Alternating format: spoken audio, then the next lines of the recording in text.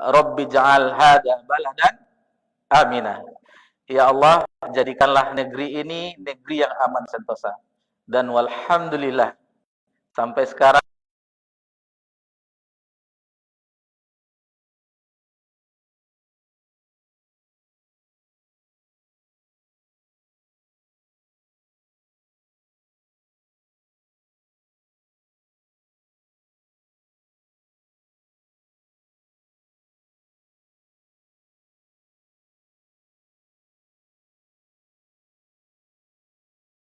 pun yang di zaman kita tahun 2020 dan 2021 ada Covid. Cuman itu saja. Tidak boleh bagi penduduk di luar Arab Saudi. Tetapi alhamdulillah sepanjang zaman, sejak zaman Nabi Ibrahim sampai akhir zaman, alhamdulillah Allah yang menjanjikan keamanan berkat doa Nabi Ibrahim alaihissalam. Tentunya kita mendoakan negeri kita. Tujuannya apa? Agar kita aman beribadah kepada Allah Subhanahu wa ta'ala. Itu sedikit muqaddimah karena kita berada di bulan Agustus, tepatnya 4 Rabiul Awal 1448 Hijriah, 16 Agustus 2026 Masehi. Insyaallah kita akan lanjutkan pelajaran kita di dalam pembahasan kitab Bahjatu Qulubil Abrar, Mutiara Hikmah Penyejuk Hati, susunan dari hadis-hadis Nabi sallallahu alaihi wasallam yang dijelaskan oleh Syekh Abdurrahman bin Nasir As-Sa'di rahimallahu ta'ala. Semoga Allah merahmati penulis. Kita masuk hadis ke-68. Inti dari hadis ini yaitu perumpamaan teman yang baik dan teman yang buruk. Jadi kita memilih pergaulan juga di dalam kehidupan ini. Sama-sama kita simak hadisnya. An Abi Musa Al-Asy'ari radhiyallahu anhu. Dari Abu Musa Al-Asy'ari, semoga Allah meridhoinya, ini sahabat yang mulia. Ia berkata, qala Rasulullah sallallahu alaihi wasallam, telah bersabda Rasulullah sallallahu alaihi wasallam, al-jalisu shalihu was-su'i kahamilil miski wa nafikhil kiri. Perumpamaan teman duduk yang soleh dan teman duduk yang buruk sama seperti pembawa minyak wangi dan pandai besi. Fahamilul miski imma ayyahziyaka wa imma an tatba'aha minhu wa imma an tajida minhu rihan thayyiban. Pembawa minyak wangi bisa memberimu hadiah yang menyenangkan, atau engkau membeli darinya, atau engkau mendapati padanya aroma yang wangi. Kadang kita diberinya hadiah minyak wangi, atau kita membelinya karena dia pengen jual minyak wangi. Minimal kita dapat aroma wanginya. Kemudian sebaliknya, wa nafikhul kiri imma ayyahriqa thiyabaka wa imma an tajida minhu rihan khabitha. Sedangkan pandai besi bisa membakar pakaianmu dan bisa pula engkau dapati darinya aroma yang tidak sedap. Muttafaqun alaih. Hadis ini diriwayatkan oleh Imam Bukhari dan Imam Muslim. Jadi kita jelaskan hadis ini sebagaimana yang terdapat dalam Bahjatul Qulubil Abrar. Jadi di sini hadis berasal dari sahabat yang mulia Abu Musa Al-Asy'ari. Jadi beliau dikenal, kalau kita mempelajari hadis Nabi, dikenal dengan nama ini. Sebagaimana Abu Hurairah dikenal dengan lakopnya. Kecuali orang-orang yang belajar hadis tentu mengetahui nama asli dari Abu Hurairah. Abdurrahman bin Sakhar Ad-Dawsi. Adapun Abu Musa Al-Asy'ari itu namanya adalah Abdullah bin Qais Al-Asy'ari. Jadi Al-Asy'ari ini salah satu suku di Yaman. Ini nama asli beliau adalah Abdullah bin Qais. Tetapi kalau tidak mempelajari hadis kita tidak mengetahui. Yang kita tahu Abu Musa Al-Asy'ari. Yang itu yang dijelaskan, yang disebutkan di dalam hadis-hadis tentang periwayatan hadis dari sahabat Rasulullah SAW. Jadi ini Nabi SAW memberi perumpamaan untuk memahamkan kepada kita. Jadi sering di dalam Al-Quran perumpamaan, begitu juga di dalam hadis. Perumpamaan agar kita memikirkan, oh ternyata begini. Perumpamaan seperti yang disebutkan di dalam hadis ini, yang teman al-jalisi salih wasu kahamilil misk wa nafikhil kir. Jadi yang soleh itu ibarat orang yang membawa atau menjual minyak wangi. Adapun yang buruk disebutkan di hadis Nabi SAW, yaitu ibarat orang wa nafikhil kir, orang pandai besi. Sudah terbayang kita kalau demikian kawan kita. Sebagaimana Nabi sebutkan di dalam hadis ini, orang yang membawa minyak wangi atau orang penjual minyak wangi, imma kita diberinya hadiah atau kita membeli darinya, minimal kita mendapatkan aroma wanginya. Sebagaimana disebutkan di dalam hadis yang baru saja kita dengarkan. Adapun orang pandai besi, lihatlah orang pandai besi. Kalau dahulu waktu di kampung dulu waktu kecil, masih ada orang yang buat sepatu kuda, ladamnya. Itu dibakar sampai merah, langsung ditempa. Itu keringatan. Itulah ibaratnya. Kalau tidak kita kena percikan dari baranya itu, yang apinya itu, kena baju kita. Atau minimal aroma yang tak sedap. Itu lumayan sama dengan orang apa ya, yang kalau ingin melihat yang keluar keringat, orang membuat tahu ya kalau tidak salah. Keringatnya juga bercucuran. Aromanya. Tapi tidak, Nabi menyebutkan ini karena bahayanya. Kalau tahu kan mungkin aroma tak sedapnya ya. Kalau ini sampai-sampai membakar pakaian dan mendapatkan aroma yang tidak sedap. Taib. Jadi hadis ini kata Syekh Sa'di anjuran, motivasi ya, agar kita memilih-milih teman, pandai-pandai mencari teman. Jadi sahabat yang kita jadikan sebagai sahabat atau teman, orang yang senantiasa kita bergaul dengannya, yaitu orang yang soleh. Atau bagi ibu-ibu kita yang solehah tentunya. Yang jangan mengambil teman yang sebaliknya, yang teman yang buruk. Jadi ini telah disebutkan oleh Nabi SAW bagaimana orang yang mendapatkan wanginya, segarnya, aromanya, dan orang yang mendapat keburukan dari yang pandai besi tadi, itu sudah bisa bagi kita untuk memahaminya.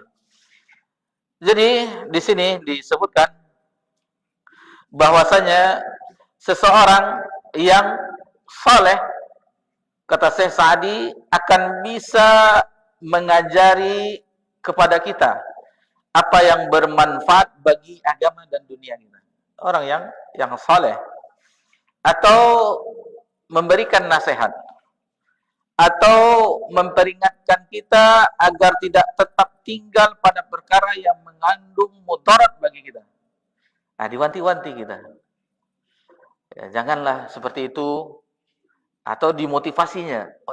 Kapanlah kita lagi untuk beramal soleh. Diingatkan kita sudah tua, hari sudah senja bagi bapak-bapak kita, diingatkan oleh teman itu. Masa kita sibuk juga lagi dengan ini? Ini dia contohnya teman yang baik. Mengingatkan, dan kita juga mengingatkan, karena yang di dalam surah Al-Asr itu bukan hanya memberi nasihat, tetapi saling memberi nasihat. Jadi kita selain menasihati juga diberi nasihat, masukan juga. Watawa itu saling interaksi. Jadi bukan hanya satu saja, tetapi juga mendapat nasihat. Watawasau bil haqq, watawasau bis sabr. Saling ya. Jadi seperti ini kan, misalnya alhamdulillah kita diberi kesempatan memberikan nasihat. Nanti bapak-bapak ada yang terlupa ya, memberikan masukan, atau di tempat yang lain misalnya. Itu namanya saling memberi nasihat atau wasiat. Itulah indahnya Islam. Tidak harus satu saja, enggak, harus saling. Ta'awun ya namanya, ta'awun 'alal birri wat taqwa. Jadi tolong menolong dalam kebaikan dan takwa. Baik. Kemudian orang-orang yang teman yang soleh itu sebagaimana tadi kita singgung, itu akan memotivasi kita untuk taat kepada Allah, berbakti kepada orang tua. Bagi bapak-bapak, ibu-ibu, hadirin wal hadirat yang masih memiliki orang tua, diingatkan oleh teman tersebut, berbakti kepada orang tua, kemudian mempererat hubungan keluarga, menjalin silaturahmi ya.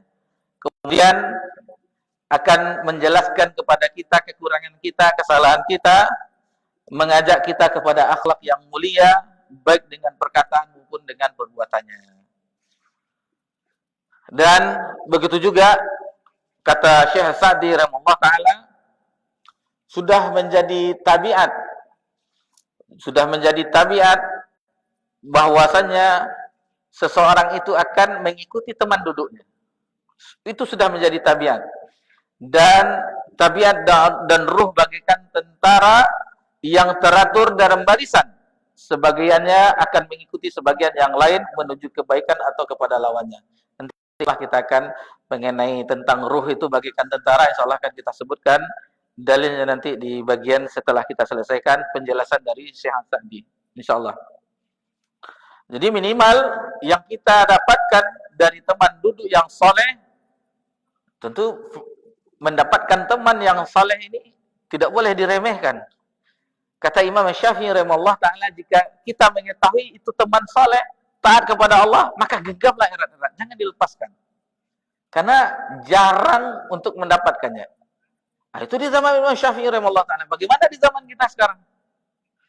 Nah, tentunya kalau benar-benar kita dapatkan, kita pegang erat-erat tangannya. Kita senantiasa berkomunikasi dengannya, bergaul dengannya.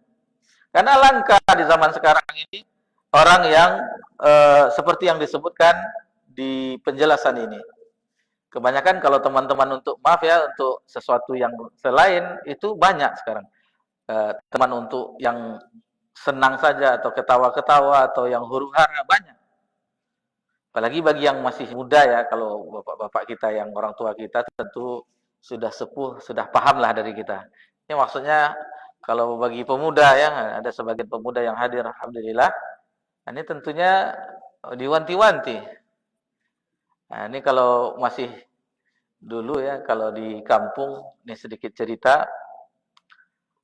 Kalau di kampung itu tidak ada, tahun 80-an, 90-an lah, kita masih di kampung. Tidak ada pemuda itu yang tidak bisa main koa. Di kampung ya. Main domino. Ya. Karena dapat kawan yang buruk, akhirnya kita akhirnya pemenuh pemainnya. Teriakinnya, oh mana tuh? Kasih kod. Aku kurang cia. Astagfirullah. Ini gara-gara teman yang buruk nih. Karena diajak begitu, akhirnya ikut juga. Allah quwwata illa billah. Jadi Allah musta'an. Ini contoh yang sedikit saja. Misalnya orang pencuri, diajaknya kita kan tidak ikut mencuri, minimal untuk melihat orang saja. Apa yang dicuri? Maling ayam, maling buah-buahan. Nah, bagi yang pernah dulu atau di kampung senyum-senyum saja. Karena dulu tidur, alhamdulillah kami masih sempat di surau ya namanya, masih ya tahun-tahun 80-an itu. Nah, tidur di surau, tahu-tahunya orang tidur kemana-mana. Allah Ustaz. Ada buah-buahan yang diambil, padahal belum matang. Allah musta'an, ini zaman dahulu ya. Mudah-mudahan Allah mengampuni dan memberikan pahala bagi yang punya buah, yang punya ayam seperti itu. Ini gara-gara teman buruk. Tapi kalau teman yang baik tentunya mengajak kita dalam ketaatan kepada Allah Subhanahu wa ta'ala. Kalau sama teman yang kurang baik itu, terkadang kita ingin beribadah. Sudah azan. Ntar dulu sudah azan ya. Tunggulah dulu. Capek mana apa mau itu tuh. Ulang baru azan.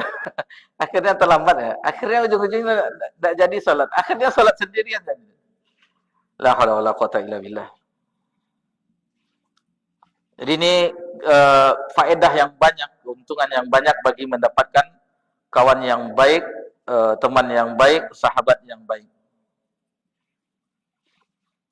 Baik, jadi disebutkan di sini kita bisa dengan teman yang baik kita bisa berhenti dari keburukan, kejelekan, dari maksiat.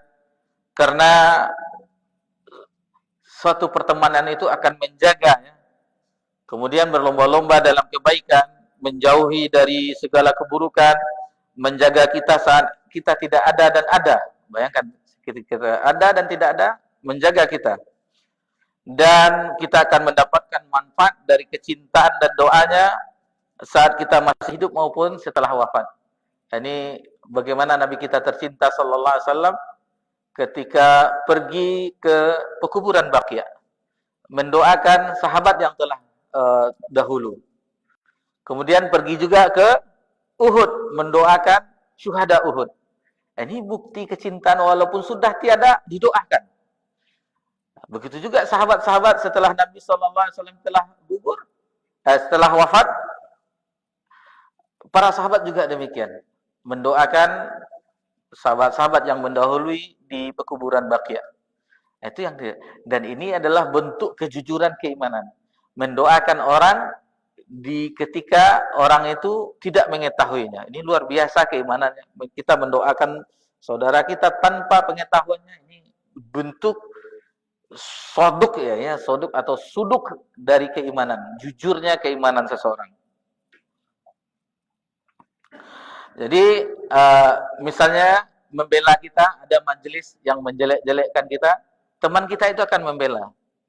Jadi pas ada orang menjelekkan kita, tengoklah, misalnya ya, kami yang berbicara, ada yang dijelekkannya, si Rahmat tuh apalah itu, ini misalnya. Kalau teman yang sejati, janganlah bicarakan yang itu tuh. Alhamdulillah dia masih ada kebaikannya yang lain. Akan dibelanya kita meskipun kita tidak ada. Baik. Kemudian di antara yang lainnya yaitu disebutkan di sini faedah sahabat yang soleh itu tidak dapat terhitung, kata Syekh Sa'di. Jadi cukuplah kita menilai seseorang itu dari siapa temannya, dan seseorang berada dari kebiasaan dari temannya. Nanti hadisnya kita sebutkan. Jadi Syekh mengulasnya dari poinnya diambil dari beberapa hadis Nabi SAW yang nanti insyaAllah setelah pembahasan ini kita bawakan hadis-hadisnya.